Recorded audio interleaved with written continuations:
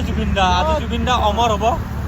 আৰু আমি বহুত দুখিত, কাৰণ আমাৰ মাজৰ পৰা আমাৰ বহুত ডাঙৰ সম্পদ এটা আমি হেৰাইছোঁ।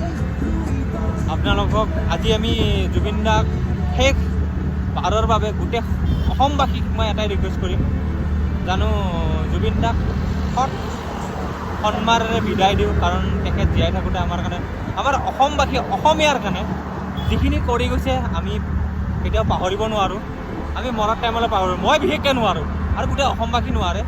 গতিকে তাৰে কাৰণে এটাই প্ৰাৰ্থনা, জুবিন দা য'তে থাকা সদায় আমাৰ আমঠুৰ হিয়াৰ দাদা হৈ থাকা, সদায় অমৰ হৈ থাকা, আৰু য'তে থাকা সদায় তৰা হৈ জিলিকি থাকা।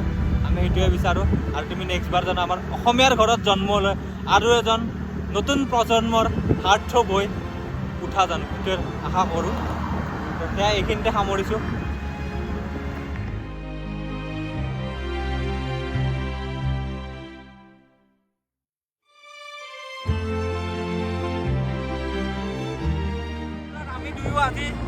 আমি দুয়ো বোলে ন গোটেই অসম আঁকি আছে ন গাইজ। দাদাক যিমান পাৰে ইমান সন্মান দিয়ক। দাদা বহুত নহ'লে গেলা